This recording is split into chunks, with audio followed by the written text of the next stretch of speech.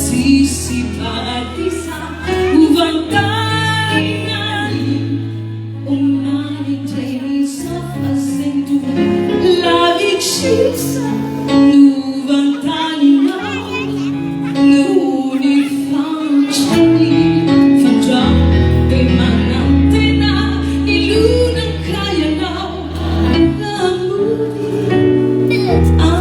taning jasana, tandremo sao, halaso sisa, no fiasana, fasu, fafondratsao, filay fanay, veronano, ukatsainao, delle lamba tsara tenona, hatraminy lay vongambolamena, misy mangalatra, lay antsa sarobidy, ny teny soa tadiny, tsy maty ao ankonao,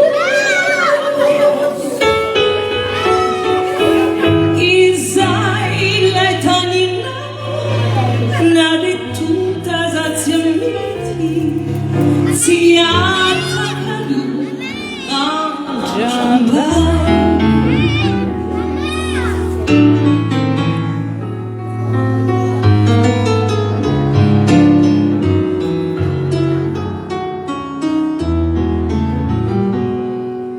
Andreo ananao, kafotaho, qualsiasi paradisa, uvantaninani, omaly teny safa sento la vicisa, nuvantaninao, noni fanciani, fangiao de manantena, ilunang kayanao, ahamudi, taning jasana, tandremo sao, halaso sisa, no fiasana, fasu, fafondratsao, filay fanay, veronano,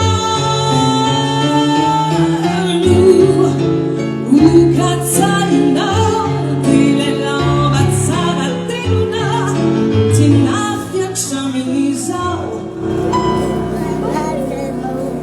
Ampiteo volamenanay. Eo asa matafy. Lay vongambolamena, lay antsa sarobidy, ny teny soa tadiny, tsy maty ao amponao,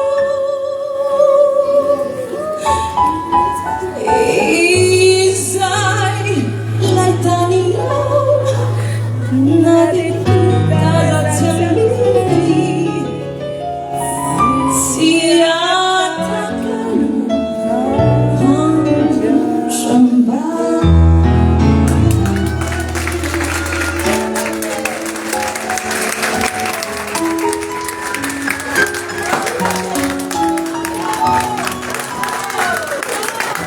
Osunay po Madagascar! Exactement, Madagascar est en week-end. Osunay po Madagascar! Merci.